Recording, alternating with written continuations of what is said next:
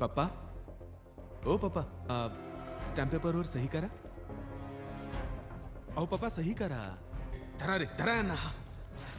गप मुकाट्याने सांगतोय ना, करा सही करा. इथं मुकाट्याने सांगतोय. हे धरा रे, सही करा इथं. ए, काय झालं? काय चाललंय? अरे काय झालं प्रताप? हा? अगं आई, त्यांना मी स्टॅम्प पेपरवर सही करायला सांगतोय, ते करतच नाहीयेत. तू तरी सांग ना. लाज वाटत नाही तुला? आपले वडील एवढे आजारी असताना स्टॅम्प पेपरवर सही घेतोस, तेही कोऱ्या? नाही करणार ते सही. कसं नाही करणार तेच बघतो मी. हे पकडा.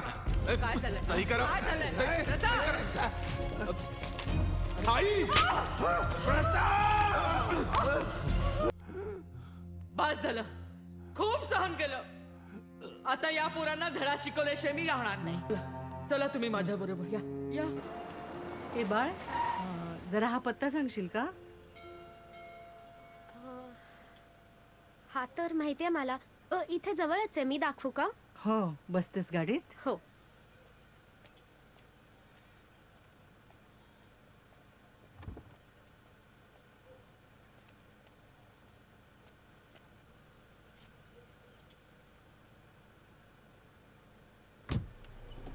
चला इथे.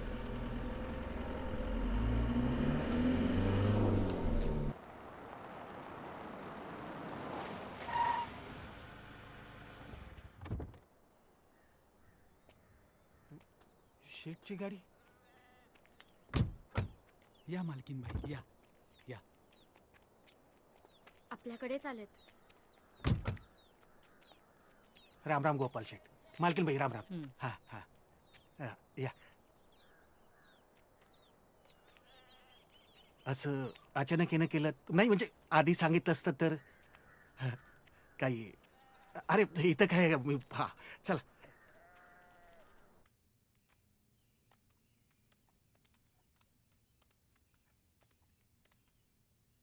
या बसा बसा बसा शेठ. ज्योतिबाळ, पाणी आण ग. बरं. हे ज्योती, गोपाळ शेठ, असं अचानक येणं केलं ते.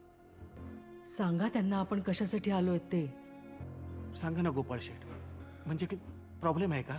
नाही म्हणजे मला बाळू, आम्ही ज्योतीला आमच्या सोबत घेऊन जायला आलोय. कायमची. बाबा, ही कोण लोक जी मला कायमचं घेऊन जायला आली आहेत? यांचा आणि माझा काय संबंध?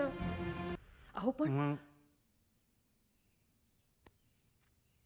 ज्योती बाळा, आतापर्यंत आम्ही तुला काहीच सांगितलं नव्हतं, पण आता सांगतो.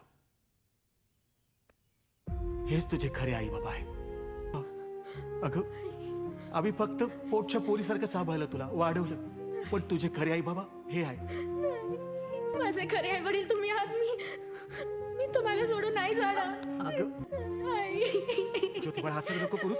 अगं, तुझ्यावर त्यांचा जास्त अधिकार आहे. जा त्यांच्या सोबत. मी नाही जाणार. ज्योती बाळा, आपला बंगला. बंटी आणि पिंकी, तुझे भाचा आणि भाची. आणि बंटी पिंकी, ही तुमची आत्या. पप्पा, पप्पा, उठा. आई चहा आणलाय तुमच्यासाठी. ये. आई, आजचा नाश्ता फारच छान बनवलायस हं? हो, खरंच सासूबाई, आजचा नाश्ता चांगला आणि चवदार बनवलाय. आजचा नाश्ता मी नाही, हिने बनवलाय. अरे वा, छानच नोकरानी आणली तुम्ही गावावरून. ती नोकराणी नाहीये, मग कोण आहे? तुमची मोठी बहीण आहे ती.